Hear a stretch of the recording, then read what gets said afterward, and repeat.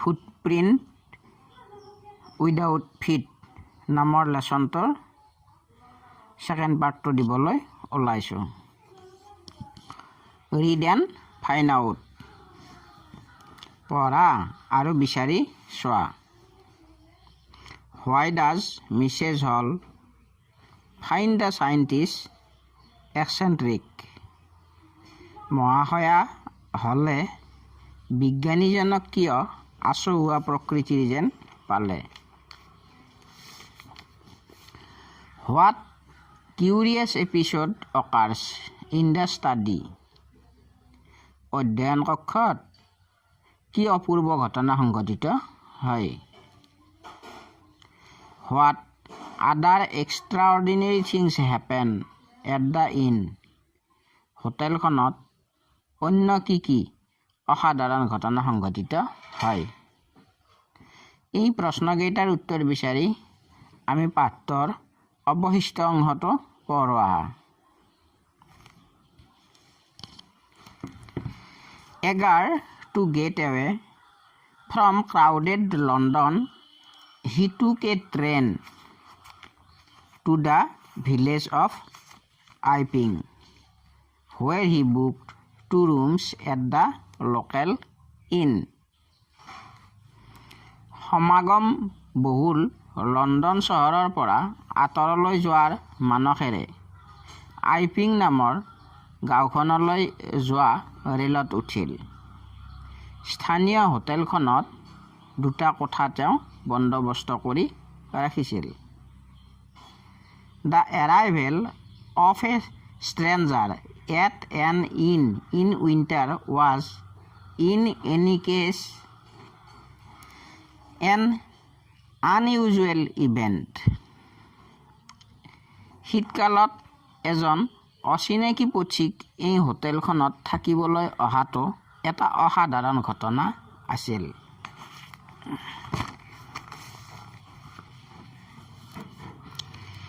A stranger of such uncommon appearance set all tongues wagging. এনেকুৱা অসাধাৰণ চেহেৰাৰ অচিনাকি পথিকজনে য'তে ত'তে মুখ লগাইছিল, অৰ্থাৎ সকলো কথাতে তপৰাই কিবা নহয় কিবা একাষাৰ নোকোৱাকৈ থাকিব পৰা নাছিল। Mrs Hall the landlord's wife made every effort to be friendly. মহাশয়া হল হোটেলৰ মালিকৰ পত্নী বন্ধুত্বসুলভ ব্যৱহাৰ কৰিবলৈ চেষ্টা কৰিছিল।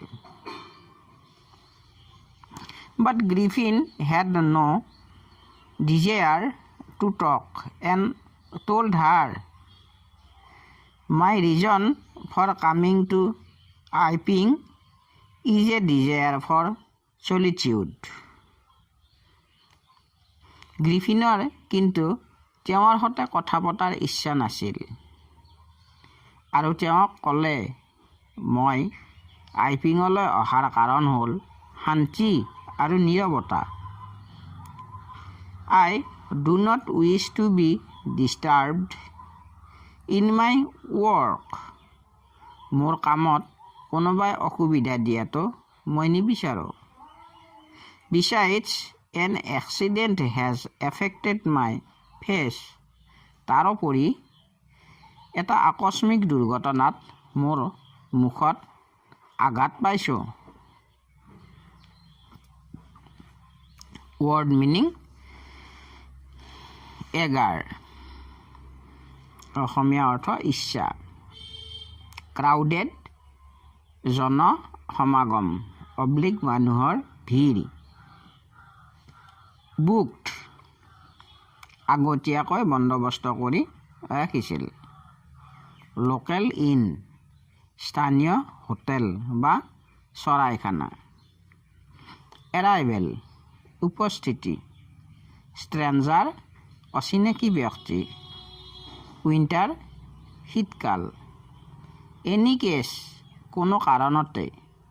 আনইউজুৱেল ইভেণ্ট অসাধাৰণ ঘটনা এপিয়াৰেন্স চেহেৰা টংছ ৱেগিং মুখ লগোৱা এফৰ্ট চেষ্টা ডিজায়াৰ ইচ্ছা ৰিজন কাৰণ সলিটিউড নীৰৱতা বিচাইডছ তাৰোপৰি satisfied that her guest was an eccentric scientist and in view of the fact that he had paid her in advance, Mrs. Hall was prepared to excuse his strange habits and irritable temper. তেওঁৰ আলহীজন এজন আচহুৱা প্ৰকৃতিৰ বিজ্ঞানী বুলি জানিব পাৰিছিল আৰু তেওঁ যিহেতু তেওঁৰ দিব লগা হোটেলৰ বিলটো আগতীয়াকৈ দিছিল সেয়ে মহাশয়া হলে তেওঁৰ আচহুৱা অভ্যাসবোৰ আৰু খঙাল স্বভাৱটো ক্ষমা কৰি দিছিল But the stolen money did not last long and presently Griffin had to admit that he had no more ready cash কিন্তু চুৰি কৰি অনা টকা কেইটাৰে বেছিদিন নচলিল আৰু সম্প্ৰতি গ্ৰিফিনে স্বীকাৰ কৰিবলৈ বাধ্য হৈ পৰিছিল যে তেওঁৰ এতিয়া নগদ টকা আৰু নাই He pretended, however, that he was expecting a check to arrive at any moment. তেওঁ অৱশ্যে অভিনয় কৰিছিল যে যিকোনো সময়তে তেওঁৰ এখন চেক আহিব Shortly afterwards, a curious episode occurred. তাৰ কিছুদিন পাছতে এটা ঘটনা ঘটিছিল Very early in the morning, a clergyman and his wife were awakened by noises in the study. ৰাতিপুৱা দোকমোকালিতে ধৰ্মযাজক আৰু তেওঁৰ পত্নী তেওঁলোকৰ ডেস্কৰ পৰা পইচাৰ ঝুনঝুননি শুনিছিল আৰু তললৈ নামি আহিছিল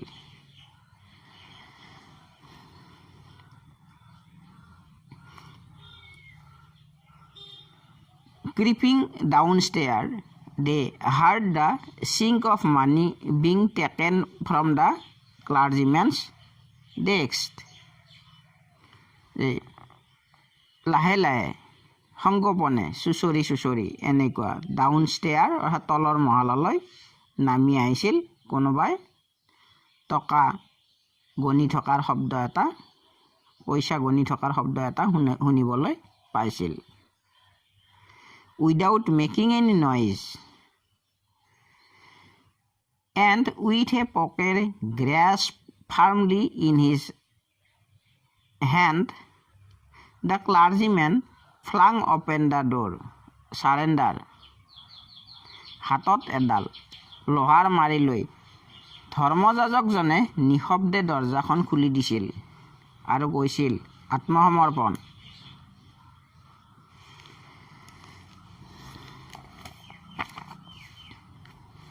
Then, to his amazement, he realized that the room appeared to be empty. তাৰ পাছত কোঠাটোৰ ভিতৰত কাকো নেদেখি আচৰিত হৈ পৰিছিল He and his wife looked under the desk and behind the curtains and even up the chimney. তেওঁৰ লগতে তেওঁৰ পত্নীয়ে ডেস্কৰ তলত পৰ্দাৰ পিছফালে আনকি চিমনিৰ ওপৰতো অনুসন্ধান কৰিছিল There wasn't a sign of anybody. তাত কোনো মানুহৰ চিনমকাম নাছিল Yet the desk had been opened and the housekeeping money was missing. ডেস্কটো খোল খাই আছিল আৰু ঘৰত ৰাখি থোৱা টকা পইচা সমূহ নোহোৱা হৈছিল Extraordinary affair. The clergyman kept saying for the rest of the day. অসাধাৰণ ঘটনা। ধৰ্মযাজকজনে দিনটোৰ অৱশিষ্ট সময়খিনি এনেদৰে কৈ আছিল। But it was not an extraordinary as the behavior of Mrs. Hall's furniture a little later that morning. হোটেলৰ মালিক আৰু তেওঁৰ পত্নী সোনকালে বিচনাৰ পৰা সাৰ পাইছিল আৰু বিজ্ঞানীজনৰ দৰজাখন বহলভাৱে খোলা অৱস্থাত দেখি আচৰিত হৈছিল। The landlord and his wife were up very early and were surprised to see the scientist's door wide open. Usually it was shut and locked, and he was furious if anyone entered his room. হোটেলৰ মালিক আৰু তেওঁৰ পত্নীয়ে দোকমোকালিতে বিচনাৰ পৰা উঠিছিল আৰু চাইণ্টিষ্টজনৰ দৰজাখন খোল খাই থকা দেখি আচৰিত হৈ পৰিছিল। সাধাৰণতে এই দৰজাখন বন্ধ আৰু তলা লগোৱা আছিল আৰু কোনোবাই তেওঁৰ ৰুমত সোমালে, বিজ্ঞানীজনৰ ৰুমত সোমালে তেওঁ ক্ৰোধান্বিত হৈ পৰিছিল। The opportunity seemed too good to be missed.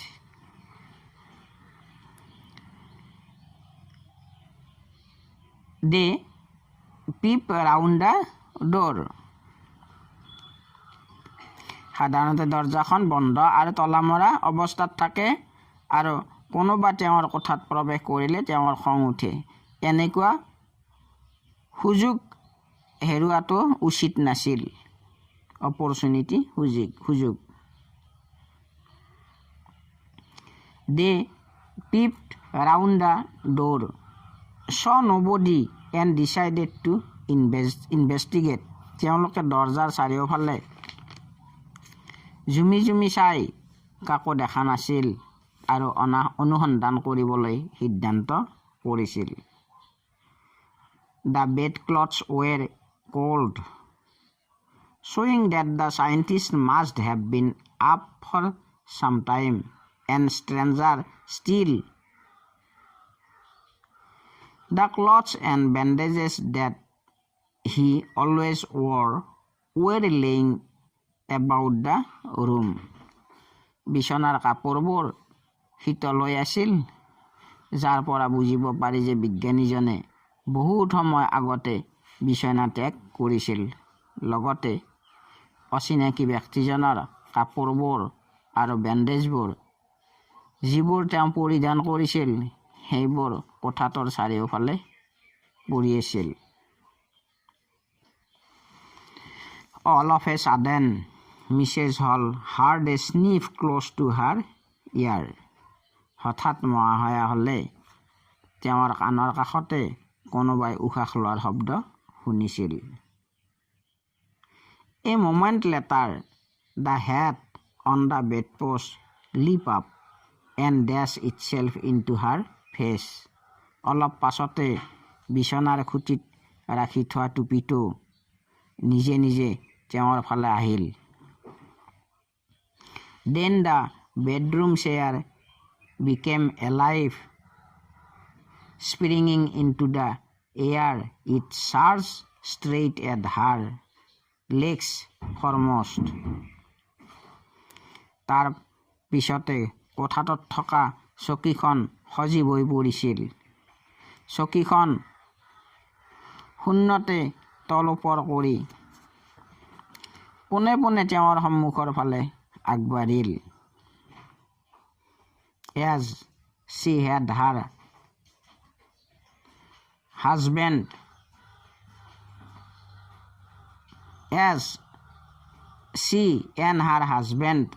turned away in terror, the extraordinary chair pushed them both out of the room and then appeared to slam and lock the door after them. যিহেতু তেওঁ আৰু তেওঁৰ গিৰিয়েক ভয়তে কোঠাটোৰ পৰা ওলাই আহিছিল অস্বাভাৱিক চকীখনে তেওঁলোক দুয়োজনকে ঠেলি কোঠাটোৰ পৰা বাহিৰ উলিয়াই দিয়াৰ পাছত এটা ডাঙৰ শব্দ কৰি দৰজাখন বন্ধ হৈ তলা লাগি যোৱা দেখা গৈছিল। ৱৰ্ড মিনিং: গেষ্ট আলহী অতিথি, এক্সেন্ট্ৰিক আচহুৱা প্ৰকৃতিৰ, ইন ভিউ অফ সন্মুখত ৰাখি গুৰুত্ব প্ৰদান, ইৰিটেবল টেম্পাৰ সহজতে খং উঠা স্বভাৱৰ, ডিড নট লাষ্ট লং বেছি দিনলৈ নাথাকিল, প্ৰেজেণ্টলি সম্প্ৰতি সদ্যহতে, এডমিট স্বীকাৰ কৰা, ৰেডিকেছ নগদ ধন, প্ৰেটেণ্ডেড ভাও ধৰিছিল, ক্লাৰ্জিমেন ধৰ্মযাজক, পকেৰ লৰ মাৰি, গ্ৰেস্পড মুঠি টানকৈ ধৰি, চাৰেণ্ডাৰ আত্মসমৰ্পণ কৰা। Why does Mrs Hall find the scientist eccentric? মহাশয়া হলে তেওঁৰ আলহীজনক কিয় আচহুৱা প্ৰকৃতিৰ বুলি ভাবে? Answer: Griffin the scientist decided to leave crowded London as soon as possible. Accordingly, he took a train to the village of Iping. He booked 2 rooms at the local inn there. Mrs. Hall, the landlord's wife, found that her guest was an eccentric person. The arrival of a stranger at an inn in winter was in itself a strange event. The appearance of the guest was quite uncommon. Mrs. Hall tried to be friendly with him, but he would respond in a cold manner. He told her that he had no desire to talk and all that he wanted was solitude. For all these reasons, Mrs. Hall regarded him as an eccentric scientist. Mrs. Hall almost fell down the stairs in hysterics. She was convinced that the room was haunted by spirit and that the stranger had somehow caused these to enter into her furniture. মোৰ দুৰ্ভগীয়া মাতৃয়ে এই চকীখনত বহিছিল। এই কাৰণতে বোধহয় চকীখন মোৰ ওচৰলৈ আহিছিল, তাই কথাষাৰ লাহেকৈ ক'লে। My poor mother used to sit in that chair, she moaned, to think it should rise up against me now. The feeling among the neighbors was that the trouble was caused by witchcraft.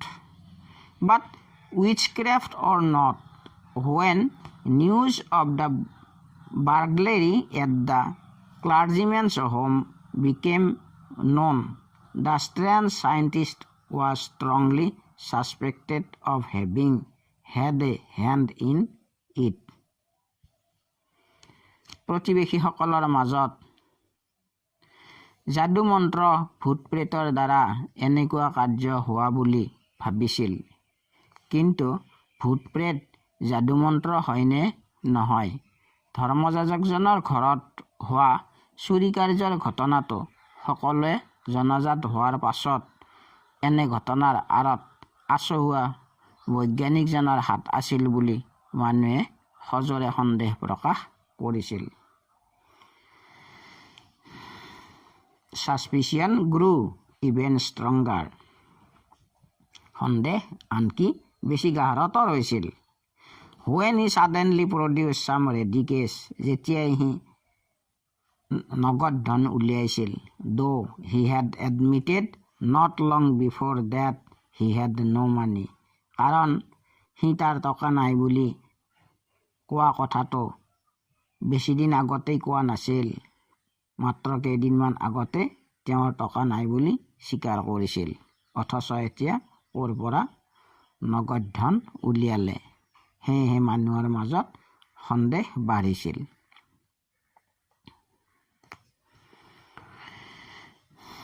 The village constable was secretly sent for. Instead of waiting for the constable, Mrs. Hall went to the scientist who had somehow mysteriously appeared from his empty bedroom.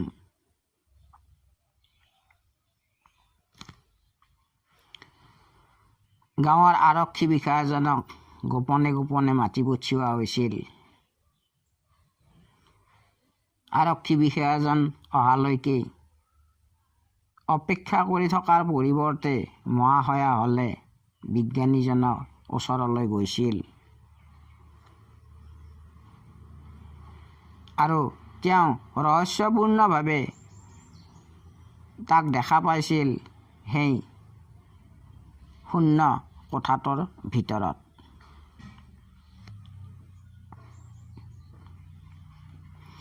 I want to know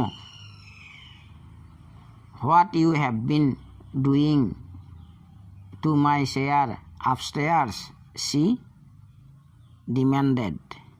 মই জানিব বিচাৰোঁ ওপৰ মহলাত থকা মোৰ চকীখনত তুমি কি কৰি আছিলা. And I want to know how it is you came out of an empty room and how you entered a locked room. আৰু মই জানিব খুজিছোঁ খালী কোঠাটোৰ পৰা তুমি কেনেকৈ ওলালা আৰু তলা লগোৱা কোঠাটোৰ ভিতৰত কেনেকৈ প্ৰৱেশ কৰিলা.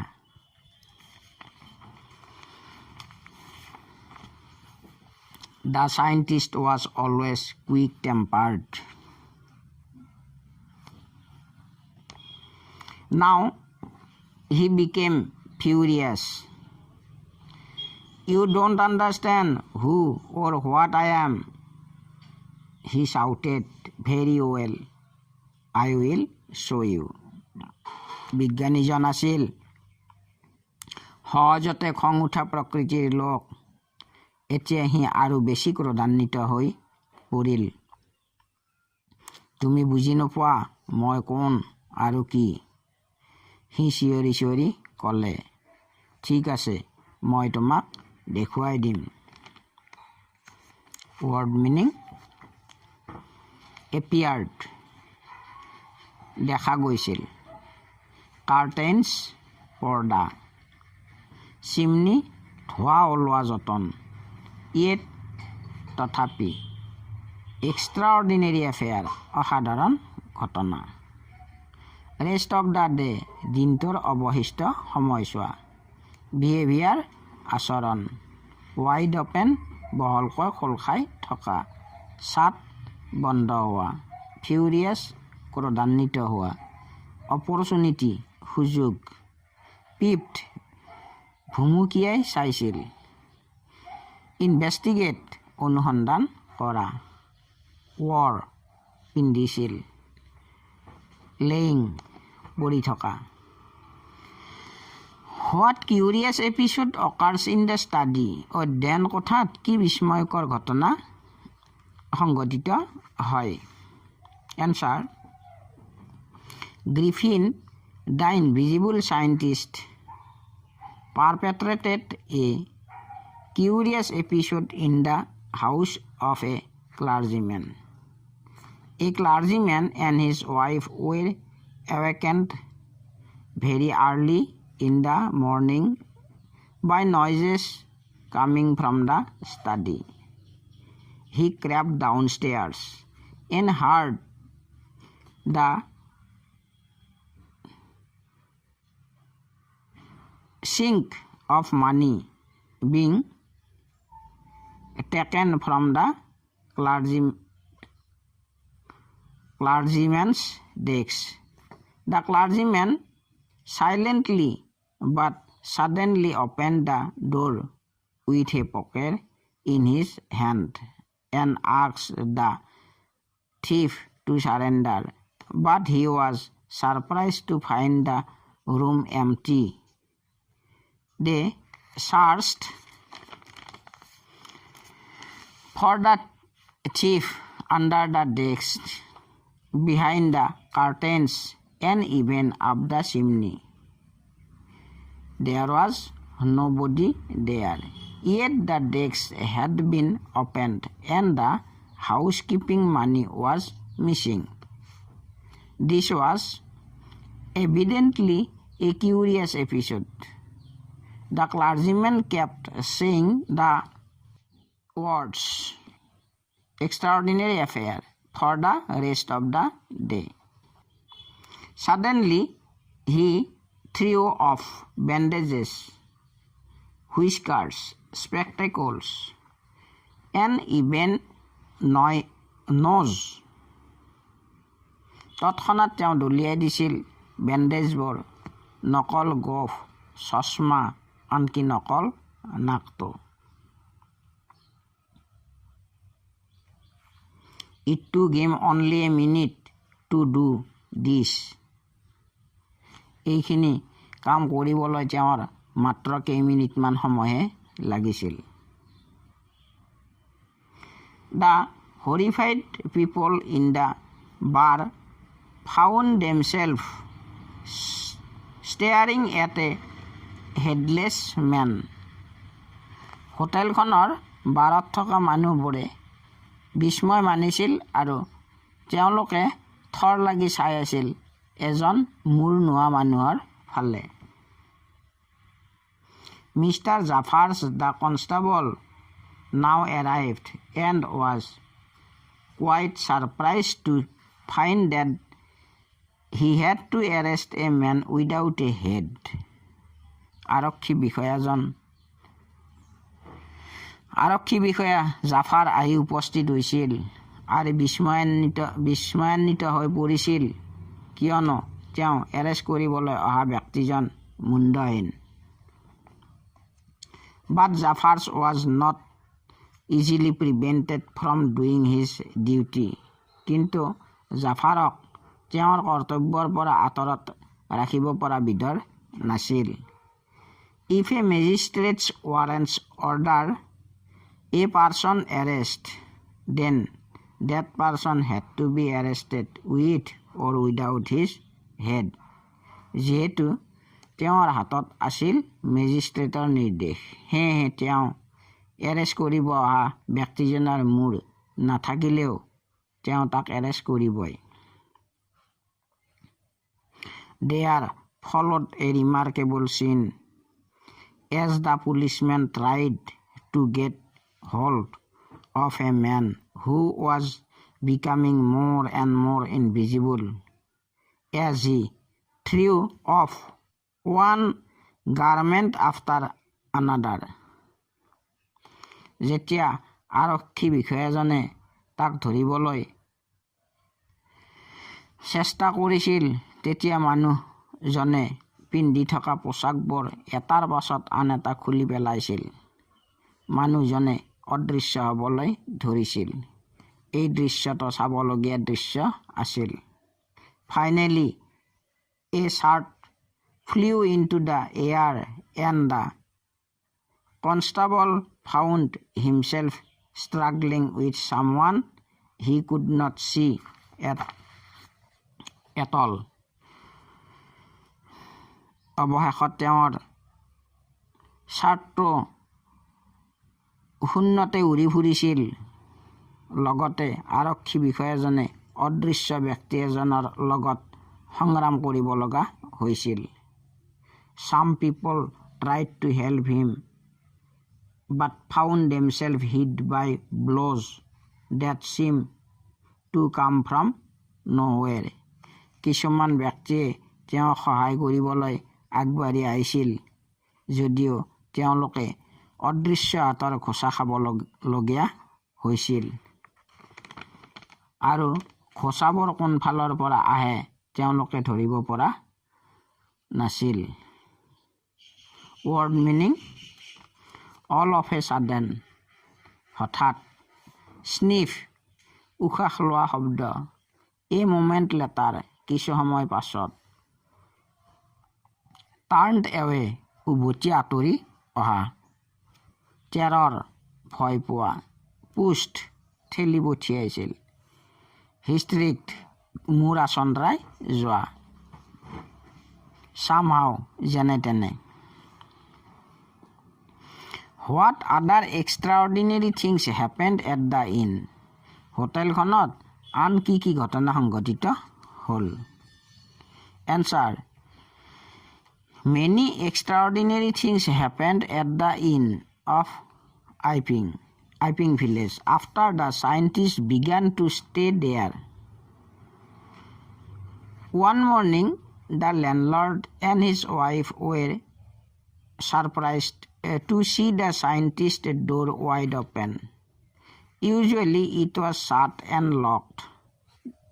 They became curious and entered the room to investigate. They saw that the clothes and bandages always worn by the scientist were laying at 6s and 7s in the room. Suddenly, Mrs. Hall heard a sniff close to her ear. A few moments later, the head on the bedpost leaped up and struck itself into her face. Then the bedroom chair became alive and charged straight at her. The chair even pushed them out of the room. Then the door got automatically slammed and locked. The landlord and his wife were extremely terrified at these events. Mrs. Hall was convinced that the room was haunted by ghosts and spirits. She also suspected that this might be the maneuver of the strange scientist. In the end, Jafar was knocked unconscious as he made a last attempt to hold on to the unseen scientist. অৱশেষত অদৃশ্য বিজ্ঞানীজনক ধৰিবলৈ জাফাৰে বহুত চেষ্টা কৰি অচেতন হৈ পৰিল। There were nervous, excited cries of hold him, but this was easier said than done. হতাশ আৰু উত্তেজনাত মানুহবোৰে চিঞৰিছিল, তাক ধৰা, কিন্তু কৰাতকৈ কোৱাটো সহজ। Griffin had shaken himself free, and no one knew where to lay hands on him. গ্ৰিফিনে নিজকে মুক্ত কৰিব পাৰিছিল, কোনেও ক'ব পৰা নাছিল ক'ৰ পৰা হাতবোৰ আহি কাৰ ওপৰত পৰিব।